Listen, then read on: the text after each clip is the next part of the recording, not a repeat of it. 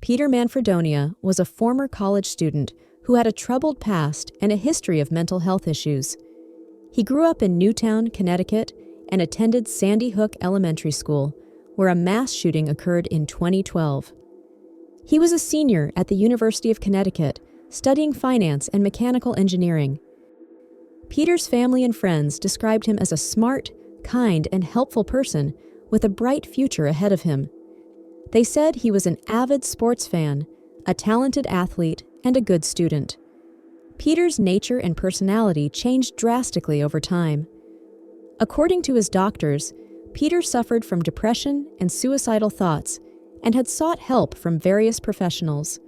He also had a criminal record, including charges of burglary, trespassing, and harassment. His doctor said he was not a violent person, but had a mental illness. He had a history of mental health issues that he had been struggling with for years. He had sought help from various professionals, but his mental health problems were not being addressed adequately. In May 2020, 2 bodies were found at the same place, both victims of sword attacks. The man's body was found by the police after they responded to a report of 2 men suffering severe lacerations on Myrtle Road in Willington. Ted Demers and his neighbor, John Franco, were attacked by Peter with a samurai-style sword when they tried to help him with his motorcycle. Franco survived the attack, but Demers died from his injuries. Demers had deep cuts on his face, neck, and upper body, and his skull was exposed. Franco, who was critically wounded, lost several fingers and part of his ear. The police described the crime scenes as horrific and brutal. Peter fled the scene on a red motorcycle, which he later abandoned near his cell phone. The police suspected Peter Manfredonia of killing the 64-year-old man by a samurai-style sword that was used to attack both Ted Demers and John Franco in Willington. The sword was found near Peter's cell phone and motorcycle, which he abandoned after the attack. After that, Peter Manfredonia held an old man hostage in his own house in Willington, Connecticut, after he attacked and killed Ted with the sword. He broke into the house, pointed a gun at the man's head, tied him up, and kept him in the basement for about 24 hours. He also took the man's truck and a huge load of firearms before leaving. The motive for holding the man hostage is unclear, but the man later told the police that Peter told him that he just flipped. He also said that Peter Manfredonia seemed to be suffering from mental health problems and was depressed and suicidal. He said that Peter did not harm him physically, but threatened to kill him if he tried to escape or alert anyone. He also said that Peter Manfredonia apologized to him several times and said he did not want to hurt anyone. Peter drove to Derby in a stolen truck with firearms he took from that man's house in Willington. He entered Eisel's apartment, who was his high school friend, and confronted him in the living room.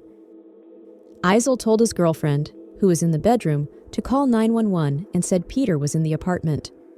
The argument escalated, and Peter shot Eisel in the head and chest, killing him instantly.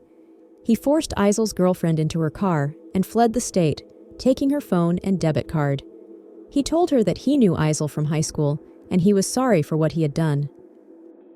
He let the woman go near Columbia, New Jersey, and took an Uber to a Walmart in East Stroudsburg, Pennsylvania. The woman was unharmed and identified Peter Manfredonia as her captor. The police went to Nicholas's house because they received a 911 call from his girlfriend, who said Peter Manfredonia was in the apartment and had a gun.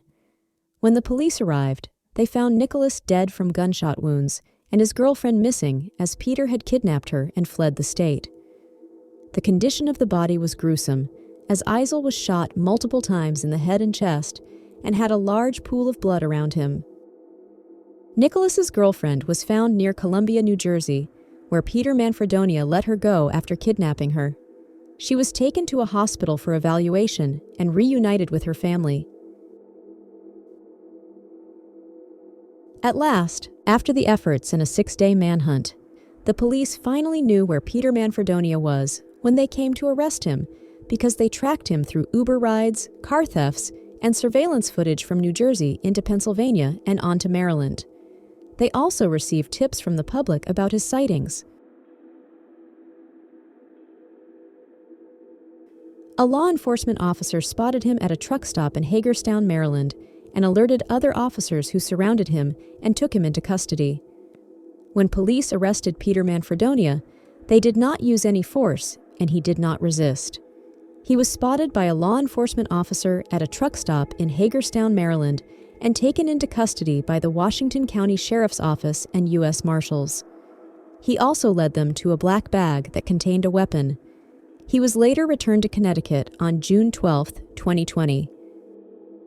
According to the news reports, Peter Manfredonia told the police that he killed Ted Demers with a sword because he thought Demers was making fun of his motorcycle helmet. He also said he killed Nicholas Eisel because he was jealous of his relationship with his girlfriend. He admitted to kidnapping Eisel's girlfriend and forcing her to drive him to New Jersey. He said he did not harm her and let her go because he felt sorry for her. He also confessed to holding another man hostage in his home and stealing his guns and truck. He said he did not have a clear motive for his actions and that he just snapped. Peter Manfredonia pleaded guilty to 2 counts of murder, kidnapping in the first degree with a firearm, assault in the first degree, and home invasion in February 2023. He was sentenced to 55 years in prison for each murder and 10 years for the kidnapping. He will serve the sentences consecutively. His trial was the result of a plea deal that was supported by the victims' families and the prosecutors. According to his acquaintances, he was a nice boy, and no one could expect this tragic outcome from him. He grew up in Newtown, Connecticut, and attended Sandy Hook Elementary School, where a mass shooting occurred in 2012. This may have had a traumatic impact on his mental health as well. These factors may have contributed to his mental health decline over time. The outcome of this case was devastating for the victim's family and friends, who had to deal with the loss of their loved ones and the trauma of the violent crimes. Family of Ted Demers, the first victim who was killed with a sword, said they were relieved that justice was served. They also said that they hoped he would find peace and redemption. The family of Nicholas Eisel, the second victim who was shot in his Derby apartment, said they were satisfied with the sentence and justice was served. They also said they wanted to remember Eisel as a hero who tried to protect his girlfriend and as a kind, loving, and protective person. This case sparked a public debate about mental health and gun violence, as Peter Manfredonia had a history of depression, anxiety, and suicidal thoughts, and had access to firearms despite being prohibited from owning them. Some people called for more awareness and resources for mental health issues, while others demanded stricter gun control laws and background checks. Make sure to subscribe.